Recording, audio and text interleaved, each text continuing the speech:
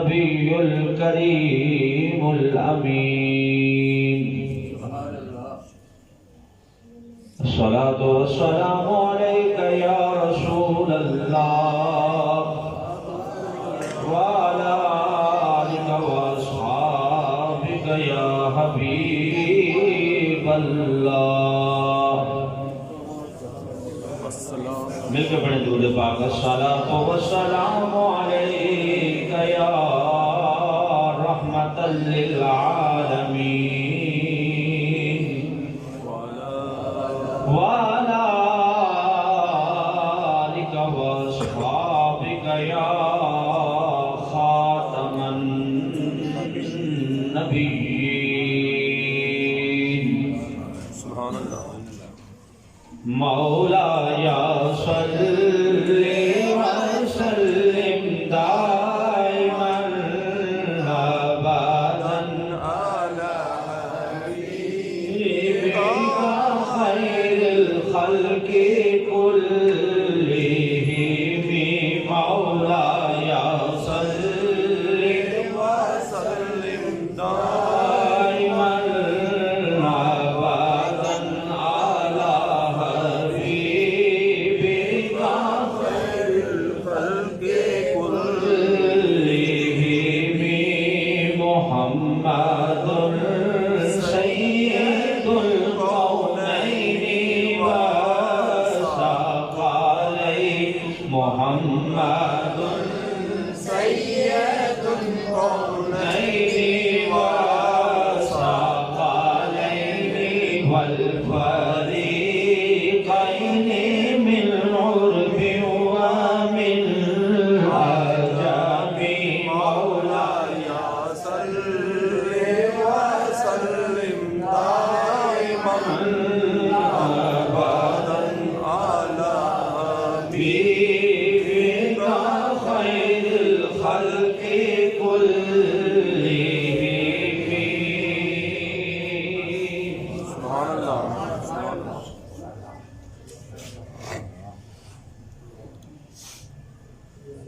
معزز و محترم سامعین حضرات، آج جمعۃ المبارک کے اس عظیم الشان موقع پر جس عنوان کے تحت گفتگو ہوگی وہ ہے دھوکہ دینے والا ہم میں سے نہیں، یعنی موضوع کا عنوان ہے کہ دھوکہ دینے والا ہم میں سے نہیں۔ آج امت مسلمہ جو زوال کا شکار ہے، معاشی اعتبار سے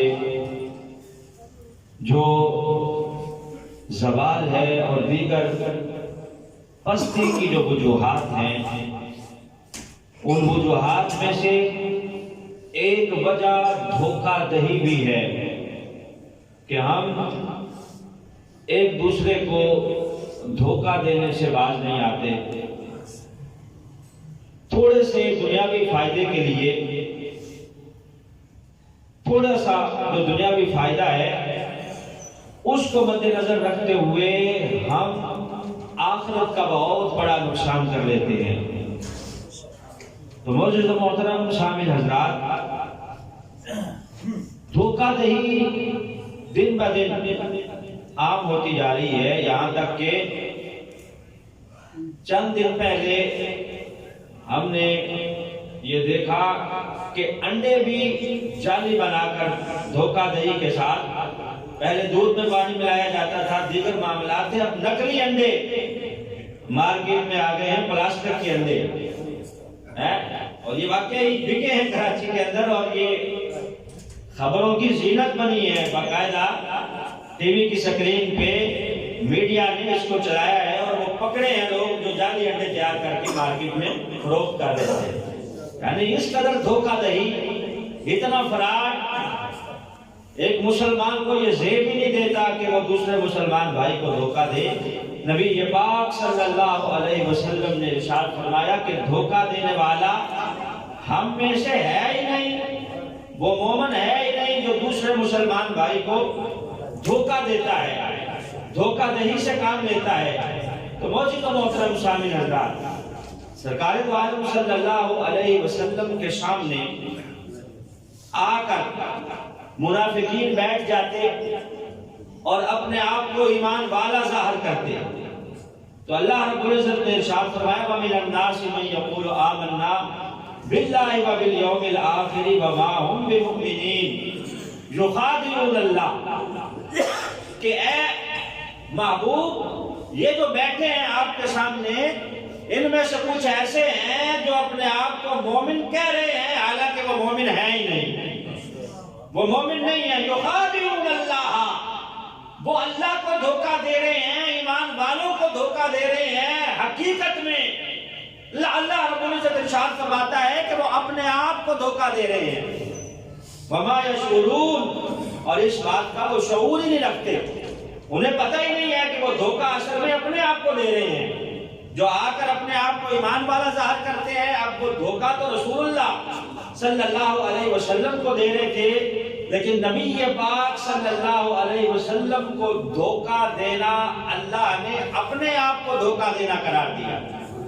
یہ جو اللہ کو دھوکہ دے رہے ہیں اور ایمان والوں کو دھوکہ دے رہے ہیں، یہ حقیقت میں اپنے آپ کو دھوکہ دے رہے ہیں، انہیں شعور ہی نہیں ہے، لا شعوری طور پر۔ تو نبی پاک صلی اللہ علیہ وسلم کی احادیث کا بھی اگر مطالعہ کیا جائے اور قرآن کا بھی مطالعہ کیا جائے تو دھوکہ دینا منافق کی صفت، منافق کا طریقہ قرار پایا ہے اور منافق کی صفت قرار پایا ہے۔ مومن کے بارے میں نبی پاک نے فرمایا کہ مومن تو بڑا نرم دل ہوتا ہے، بڑا رقیق القلب ہوتا ہے، دھوکہ کھا سکتا ہے لیکن دھوکہ دے نہیں سکتا۔ نبی پاک صلی اللہ علیہ وسلم نے فرمایا کہ مومن دھوکہ کھا تو سکتا ہے، دھوکہ دے نہیں سکتا۔ کیوں؟ کہ یہ بڑا نرم دل ہوتا ہے، رقیق القلب ہوتا ہے، اس لیے سرکار دو عالم صلی اللہ علیہ وسلم فرماتے ہیں کہ اس کو زیب بھی نہیں دیتا کہ یہ دوسرے مسلمان بھائی کو دھوکہ دے۔ حضرت واصلہ بن اسقر رضی اللہ تعالیٰ صحابی رسول ہیں، آپ نے اونٹنی کو فروخت کرنا تھا، اونٹنی بیچنی تھی، اور آپ نے اعلان کر رکھا تھا کہ میں نے اونٹنی بیچنی ہے، جس نے خریدنی ہو وہ مجھ سے خرید لے، میرے گھر آ کر اونٹنی لے جائے۔ اب ہوا یہ ہے کہ ایک دوسرا بندہ وہ اونٹنی خریدنے کے لیے جب گھر پہنچا خریدار، تو حضرت واصلہ خود گھر میں موجود نہیں تھے، خود گھر میں موجود نہیں ہے، گھر کے کسی فرد نے اونٹنی اس خریدار کے ہاتھوں بیچ دی، اس کے سپرد کر دی، اور جو رقم مانگی وہ رقم لے کے گھر میں رکھ دی۔ آپ کے بیٹے نے بیچی یا گھر کے کسی اور فرد نے وہ اونٹنی فروخت کی۔ اب وہ خریدار لے کے واپس آ رہا ہے تو راستے میں حضرت واصلہ بن اسقر جو صحابی رسول ہیں ان کے ساتھ ملاقات ہو جاتی ہے، ملاقات ہو جاتی ہے۔ آپ نے اونٹنی کو دیکھ کے پہچان لیا، فرمایا یہ تو ہماری اونٹنی ہے، ہمارے گھر سے خرید کے لائے ہو؟ کہا جی جناب ہم آپ کے گھر سے خرید کے لائے ہیں، چونکہ آپ نے بیچنے کا اعلان کر رکھا تھا اس لیے ہم آپ کے گھر گئے ہیں، اتفاق سے آپ سے ملاقات نہیں ہوئی اور یہ اونٹنی ہم نے آپ ہی کے گھر سے خریدی ہے۔ تو حضرت واصلہ رضی اللہ تعالیٰ عنہ فرمانے لگے کہ اس اونٹنی کے عیب کے بارے میں تمہیں پتہ؟ اب وہ خریدار حیران رہ گیا کہ بیچی ہوئی چیز کے عیب کون بتاتا ہے، عیب کون بتاتا ہے؟ یہاں عیب زدہ چیزیں فروخت کر کے فخر کیا جاتا ہے، اس سیل مین کو ایوارڈ دیا جاتا ہے جو عیب زدہ چیزیں فروخت کرتا ہے، اسے بڑا چلاک سمجھا جاتا ہے، اس کو بڑی جلدی ترقی دے دی جاتی ہے۔ جبکہ نبی پاک صلی اللہ علیہ وسلم فرماتے ہیں کہ جب چیز بیچو تو اس کا عیب بتا کے بیچا کرو۔ میں جو عیب بتا کے چیز نہیں بیچتا، اللہ رب العزت اس سے ناراض رہتا ہے، قیامت تک ناراض رہے گا اور فرشتے اس کے اوپر لعنت کرتے رہیں گے۔ جس نے چیز کو بیچ دیا لیکن عیب ظاہر نہیں کیا، عیب کو چھپا کے چیز بیچی ہے، اب تھوڑا سا اس نے فائدہ حاصل کر لیا لیکن اللہ کو ہمیشہ کے لیے اس نے ناراض کر لیا ہے۔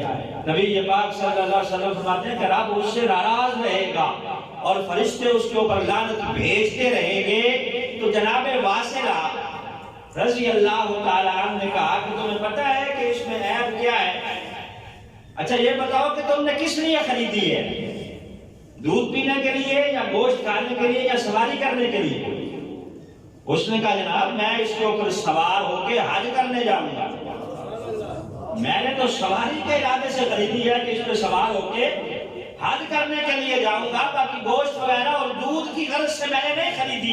تو حضرت واصلہ رضی اللہ تعالیٰ عنہ آپ فرمانے لگے کہ اگر تو تم نے خریدی ہوتی دودھ پینے کے لیے تو یہ بہت اچھی ہے، بہت اچھی ہے، دودھ اچھا دیتی ہے۔ اگر خریدی ہوتی تم نے گوشت کھانے کے لیے تب بھی اچھی ہے، لیکن سواری کے معاملے میں یہ بالکل اچھی نہیں ہے، سواری کے معاملے میں یہ بالکل اچھی نہیں ہے۔ سواری کے لیے تم نے خریدی ہے، یہ تمہارے ساتھ دھوکہ ہو گیا ہے، سواری کے لیے یہ اچھی نہیں ہے۔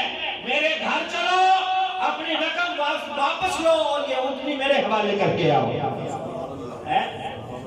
حضرت واصلہ کہتے ہیں کہ چلو واپس میرے گھر، یہ اونٹنی واپس میرے گھر میں باندھ کے آؤ، جو رقم وہاں دے کے آئے واپس لے کے آؤ، کیونکہ تم نے خریدی ہے سفر کرنے کے لیے، تو سفر کے معاملے میں یہ اچھی نہیں ہے۔ تو خریدار کہنے لگا جناب میں نے ہوش و حواس کے ساتھ خریدی تھی، یہاں دکاندار نے لکھ کے لگایا ہوا ہوتا ہے کہ خریدا ہوا مال واپس ہے، تو یہ کس نے فتویٰ دیا ہے کہ خریدا ہوا مال واپس نہیں ہوگا؟ یہ حدیث ہے کوئی یا شریعت مطہرہ میں اس بات کی اجازت ہے کہ خریدا ہوا مال واپس نہیں ہوگا؟ شریعت تو کہتی ہے کہ خریدنے والے کو اختیار حاصل ہے، اختیار حاصل ہے کہ اگر اس کو چیز پسند نہیں آئی تو وہ واپس کر سکتا ہے، اپنے پیسے واپس لے سکتا ہے، لیکن دکاندار نے لکھا ہوا ہے کہ خریدا ہوا مال واپس نہیں ہوگا۔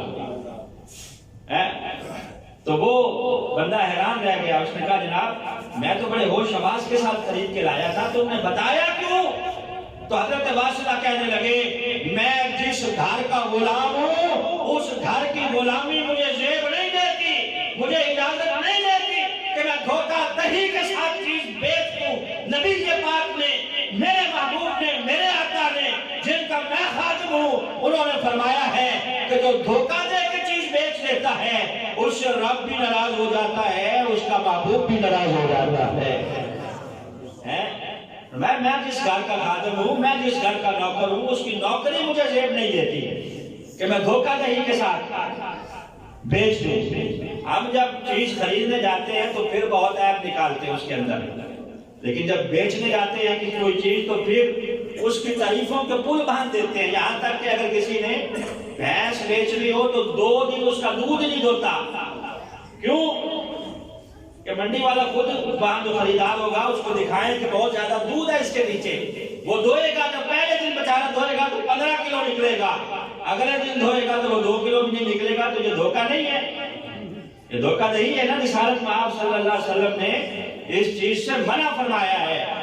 مدینہ طیبہ ہے، رات کو تیز بارش ہوئی مدینے میں، ساری ہوا اچھی ہو گئی، ٹھنڈی ہو گئی، ویسے ہی مدینے کی ہوا بہت اچھی ہے، ٹھنڈی ٹھنڈی ہوا مدینے دی، مہکی مہکی فضا مدینے دی، ویسے ہی ساری فضا اچھی ہے اور مہکی مہکی ہے، لیکن بارش جو ہوئی تو موسم جلد حل ہو گیا، اچھا موسم ہو گیا، ساری فضا ٹھنڈی ہو گئی۔ صبح نبی پاک صلی اللہ علیہ وسلم بازار میں نکلے، منڈی میں نکلے، دیکھا کہ لوگوں نے غلہ رکھا ہوا ہے، فروخت کر رہے ہیں، باقی سب کا غلہ جو ہے گندم اور دیگر جو اجناس ہیں وہ گیلی ہوئی ہیں، لیکن ایک صاحب ہے ان کا غلہ بالکل سوکھا ہے، اوپر سے جو گندم ہے وہ بالکل سوکھی ہے، اس کے اوپر ذرا برابر بھی پانی کے اثرات نہیں ہیں، حالانکہ رات بارش بہت تیز برسی تھی اور چھتیں بھی اتنی پختہ نہیں تھی مکانوں کی، کھجور کی ٹہنیوں کی چھتیں ہوتی تھی، اس سے پانی ٹپکتا تھا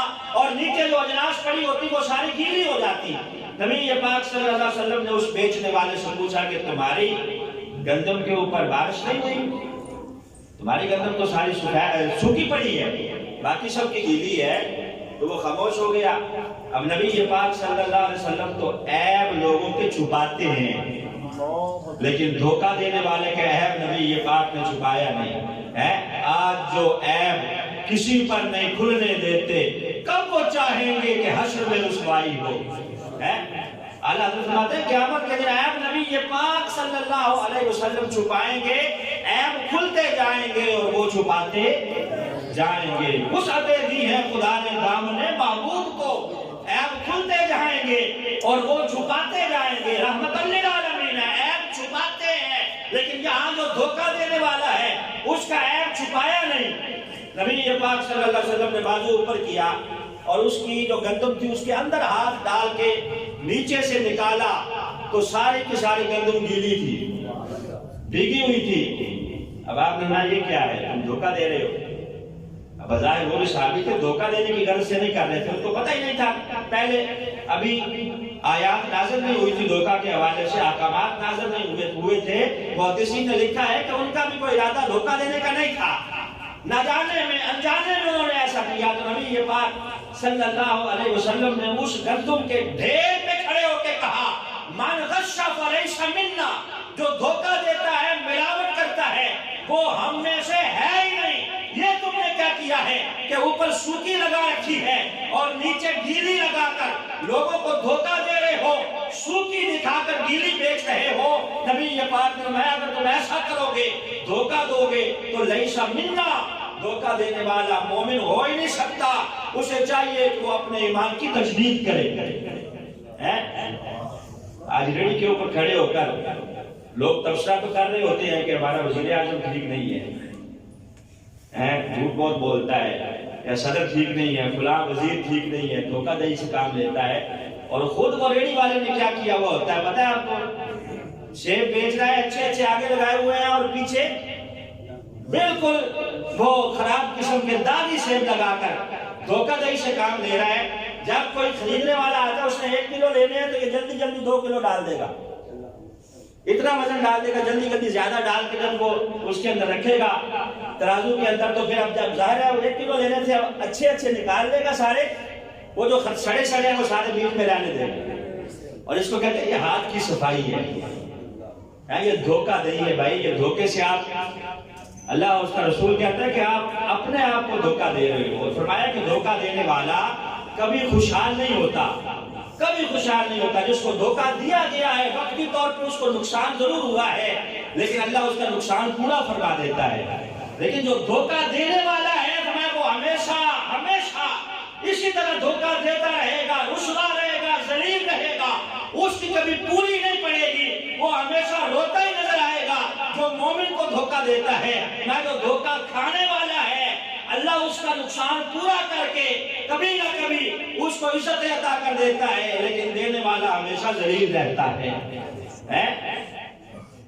حضرت ابو ہریرہ رضی اللہ تعالیٰ آپ کھڑے ہیں، دیکھا سامنے ایک بندہ دودھ میں پانی ملا رہا ہے۔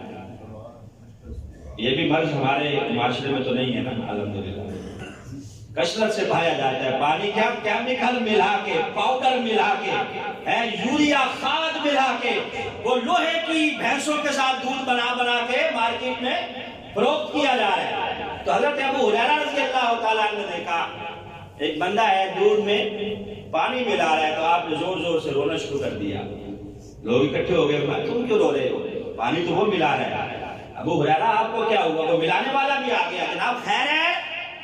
فرمایا تم دودھ میں پانی ملا رہے تھے، میں قیامت کے دن جو تمہیں سزا ملنے والی ہے اس کا تصور کر کر کے رو رہا ہوں، اس کا تصور کر کر کے رو میں رہا ہوں، پانی تم ملا رہے ہو۔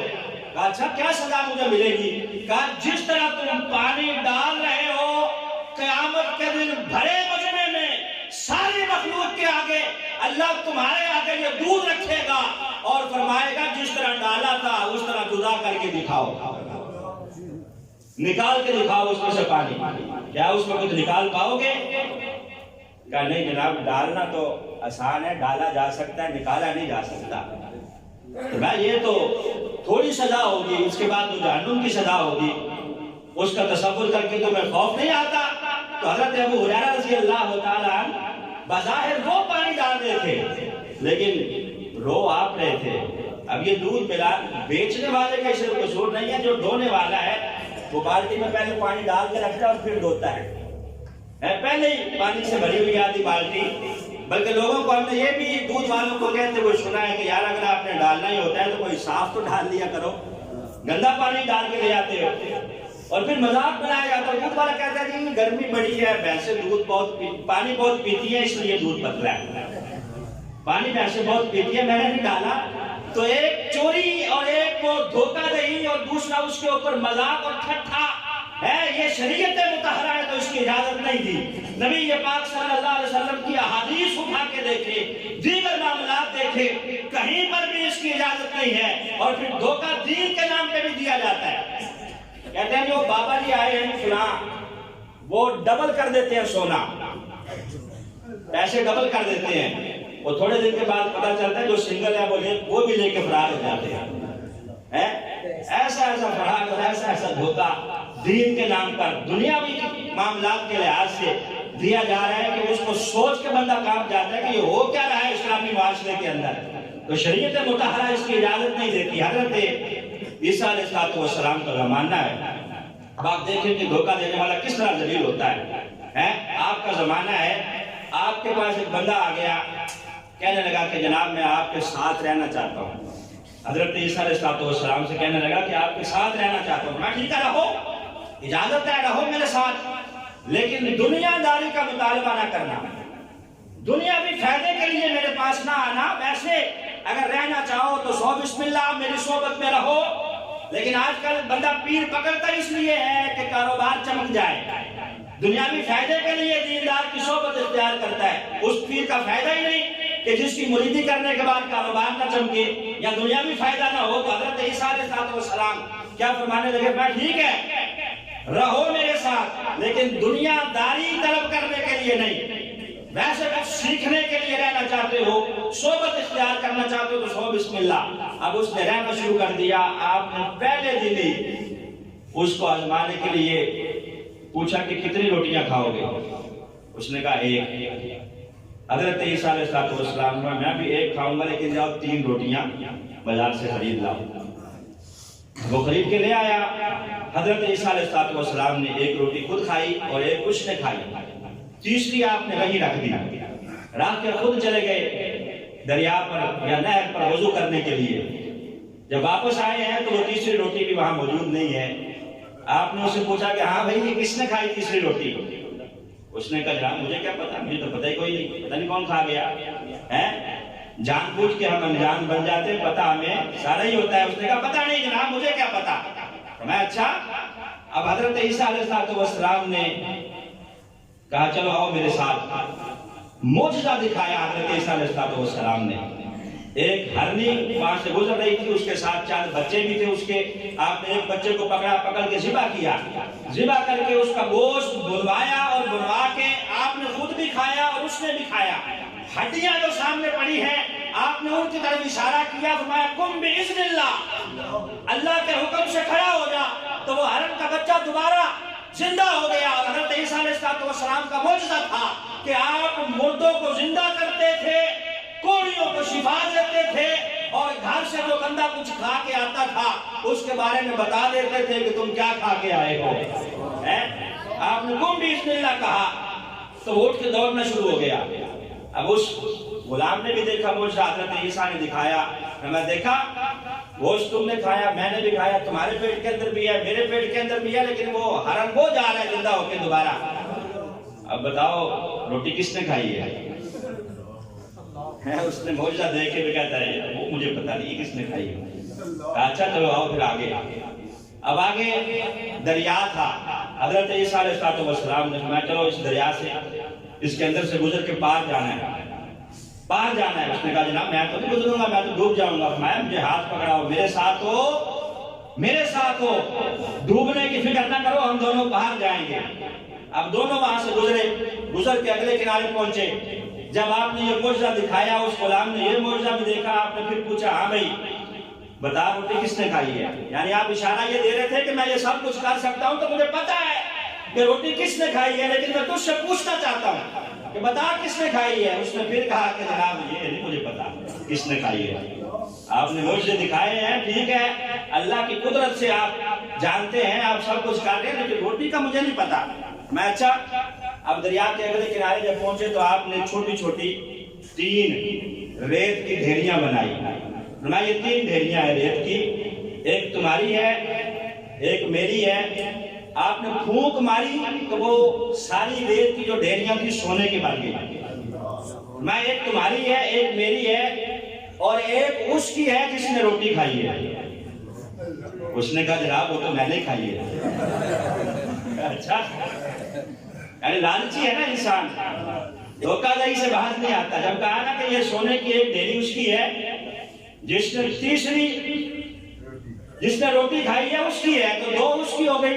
اس نے کہا جناب یہ تو میں نے کھائی ہے، میں نے اس سونے کے ڈھیر کو کیا کرنا ہے، یہ ساری تیری ہے، میں صرف تجھے دیکھنا چاہتا تھا۔ ناراض ہوئے اور اٹھ کے وہاں سے چل دیے۔ وہاں سے آپ جو چلے اگلی منزل پہ پہنچے تو پیچھے سے یہ جو سونے کی ڈھیریاں لے کے بیٹھا ہے اس کے اوپر چور آ گیا۔ ڈاکو، دو ڈاکو تھے، آ کے انہوں نے حملہ کر دیا، ایک بڑا ہے اور ایک چھوٹا ہے۔ آ کے اس کے اوپر تلوار رکھ دی کہ قتل کر دیں گے ورنہ یہ ڈھیریاں ہمارے حوالے کر دے گا۔ اب یہ لالچی آدمی تھا، اس نے منت سماجت کرنا شروع کی، کہا ایسے کرو مجھے مارو نہ، یہ مل بانٹ کے ہم تینوں کھا لیتے ہیں، تین ہیں، ایک تم لے لو، ایک تم اور ایک میں لے لیتا ہوں، بانٹ لیتے ہیں۔ اب وہ راضی ہو گئے کہ ٹھیک ہے چلو۔ اب تعارف ہونے لگا ایک دوسرے کا، بھوک لگی ہوئی تھی۔ جو بڑا ڈاکو تھا اس نے چھوٹے سے کہا کہ جاؤ بازار سے کھانا لے کے آؤ، کھاتے ہیں۔ اب دیکھنا یہ ایک دوسرے کو دھوکہ کس طرح دے رہے ہیں۔ مولانا روم نے اس کو لکھا ہے، اس حکایت کو فرماتے ہیں کہ وہ جو روٹی لینے کے لیے، کھانا لینے کے لیے چھوٹا جو ڈاکو تھا وہ گیا تو اس بندے نے دوسرے ڈاکو سے پوچھا کہ یہ تمہارا کیا لگتا ہے؟ اس نے کہا لگتا تو کچھ نہیں، ویسے رکھا ہوا ہے، کھانا شانا لا دیتا ہے، اور ساتھ کھانا شانا لا دیتا ہے، چھوٹے موٹے کام کرتا ہے، تم اس کو پورا حصہ دیتے ہو، آدھا حصہ اس کو دیتے ہو، آدھا خود رکھتے ہو۔ ایسا کرتے ہیں کہ یہ آئے گا تو ہم اس کو قتل کر دیں گے، جو تینوں ڈھیریاں جو ہے وہ ہم دونوں آپس میں بانٹ لیں گے۔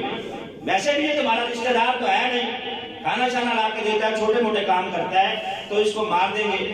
اب وہ جو کھانا لینے گیا ہوا تھا اس نے بھی سوچا کہ یار یہ کھانے شانے مجھ سے منگاتا ہے، کام سارے میں کرتا ہوں، کیوں نہ ایسا کروں کہ کھانے میں زہر ملاؤں، ملا کے ان دونوں کو کھلاؤں اور تینوں ڈھیریاں میں لے لوں سونے کی۔ تو مولانا روم نے لکھا کہ ان دونوں نے، تینوں نے ایک دوسرے کو دھوکہ دینے کی کوشش کی۔ اب اس نے زہر ملا لیا کھانے میں، جب ملا کے لایا تو یہ جو دونوں ادھر موجود تھے انہوں نے یک بارگی اس کے اوپر حملہ کیا۔ کھانا اس نے رکھا، اس کے اوپر یک بارگی حملہ کیا، اس کو قتل کر دیا۔ قتل کر کے اس کی لاش دریا میں پھینک دی اور خود مزے سے وہ کھانا کھانے لگے۔ جب سیر ہو کے کھانا کھایا، زہر نے اپنا اثر دکھایا، اندر سے جب آنتریاں کٹنے لگی، منہ سے خون گرنے لگا، تو اب یہ دونوں جو ہے چلانے لگے، ہے کوئی جو یہ تینوں ڈھیریاں سونے کی لے لے اور ہماری جان بچا لے؟ مولانا روم نے لکھا کہ دھوکہ دیا تھا انہوں نے اپنے ساتھی کو، اور اس نے ان کو، اب یہ تینوں یہاں کڑپ کڑپ کے مر گئے۔ حضرت عیسیٰ واپس آئے، یہاں سے گزرے تو کسی نے کہا حضرت عیسیٰ سے کہ یہ کیا معاملہ ہے؟ تو حضرت عیسیٰ علیہ السلام فرمانے لگے کہ یہ دھوکہ دینے کا انجام ہے۔ انہوں نے ایک دوسرے کو دھوکہ دینے کی کوشش کی تھی، تو اس لیے ان کے ساتھ یہ معاملہ ہوا ہے۔ تو بہرحال شریعت مطہرہ جو ہے وہ قطعاً دھوکے کی اجازت نہیں دیتی۔ نبی پاک صلی اللہ علیہ وسلم نے واضح فرما دیا ہے کہ دھوکہ دینے والا ہم میں سے ہے ہی نہیں، اور سرکار فرماتے ہیں کہ وہ مسلمان کہ جس کا مسلمان بھائی یا اس کا پڑوسی یا اس کا دوست اس کے دھوکے سے یا اس کے ظلم سے محفوظ نہیں ہے تو ایسا مسلمان جنت میں داخل نہیں ہوگا۔ نبی پاک صلی اللہ علیہ وسلم فرماتے ہیں کہ اس کے لیے جنت نہیں ہے۔ اب بندہ ہے مسلمان بھی، کلمہ بھی پڑھا ہوا ہے، جنت کی امید بھی لگائی ہوئی ہے، لیکن کام کیا ہے؟ سارے دھوکے والے اور فراڈ والے، جعلی ادویات کیا ہمارے ملک میں بیچی نہیں جا رہی؟ ڈاکٹر کو بھی پتا ہے کہ فلاں کمپنی کی ادویات جعلی ہیں، لیکن وہ لکھ کے کس لیے دیتا ہے کہ وہاں سے کمیشن اس کو زیادہ آتی ہے ذرا سے فائدے کے لیے اتنی قیمتی ادویات جو پتہ نہیں خریدنے والا بیچارہ کس طرح خرید رہا ہے، دھوکہ دے کے وہ جعلی ادویات بیچی جا رہی ہیں اور بیچ کے اس مریض کو لگائی جا رہی ہے جس نے خریدی ہے، خرید کے لایا ہے، وہ بیچارہ اس آس سے بیٹھا ہے کہ اللہ اس کو شفا دے گا، لیکن وہ جعلی جو چیز ہے اس سے کیا شفا ملنے والی ہے؟ وہ بیچارہ مریض جو ہے وہ موت کے منہ میں چلا جاتا ہے۔ تو ذرا سے فائدے کے لیے کتنا بڑا نقصان ہوا۔ میں نے کہا کہ جعلی انڈے بیچے جا رہے ہیں اس ملک کے اندر ہیں، اور دیگر جو چیزیں جعلی دھوکہ دہی کے ساتھ بیچی جا رہی ہیں، اور پھر باتیں ہم کھڑے ہو کے کرتے ہیں کہ ہمارا حکمران ٹھیک نہیں ہے۔ حضرت امام غزالی نے کہا تھا کہ تم جو یہ باتیں کرتے ہو نا کہ فلاں ٹھیک نہیں ہے، فلاں ٹھیک نہیں ہے، پہلے دیکھو کہ تم خود ٹھیک ہو کہ نہیں۔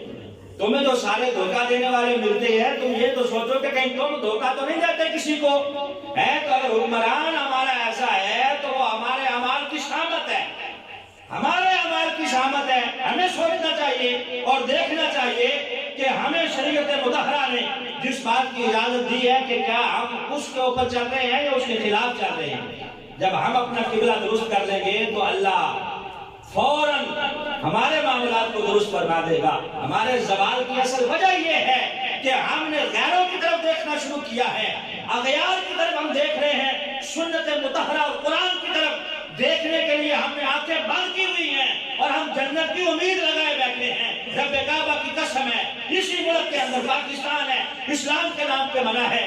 گرمیوں میں آپ اگر کسی واٹر کولر پہ جاتے ہیں پانی پینے کے لیے تو وہاں گلاس سنگلی کے ساتھ بندھا ہوا ہوتا ہے، شرم نہیں آتی ہے دیکھ کر کہ یار اس کو باندھنے کی ضرورت کیوں پیش آئی ہے؟ کیونکہ وہ گلاس بھی پلاسٹک کا لوگ نہیں چھوڑتے، وہ بھی اٹھا کے لے جاتے ہیں، دھوکہ دیتے ہیں۔ واش روم سے لوٹے اٹھا کے لے جاتے ہیں، مساجد کی واش روم سے ٹوٹیاں اتار کے لے جاتے ہیں، اپنے گریبان میں ہم دیکھتے نہیں، اور باتیں ہم کرتے ہیں اپنے حکمرانوں کی، اور ہم امید لگاتے ہیں جنت کی۔ تو ہماری جو شریعت مطہرہ ہے وہ کہتی ہے بندے کو کہ پہلے تو اپنا محاسبہ کر، اپنا دل صاف کر، اپنے آپ کو دیکھ کہ تو کیا ہے۔ جب اپنا دل صاف کرے گا تو اللہ تیرے معاملات بھی آسان فرمائے گا، اور تجھے اللہ وہ پہلے والا عروج بھی عطا فرمائے گا۔ جب بندہ اپنا قبلہ درست کرتا ہے اور دھوکہ دہی سے کام نہیں لیتا بلکہ مسلمان بھائی کو اپنا بھائی سمجھتا ہے، جو اپنے لیے پسند کرتا ہے وہی اپنے بھائی کے لیے پسند کرتا ہے، تو اللہ پھر ترقی کے راستے بھی کھول دیتا ہے اور جنت کے راستے بھی کھول دیتا ہے۔ دعا ہے اللہ ہمیں عمل کی توفیق عطا فرمائے۔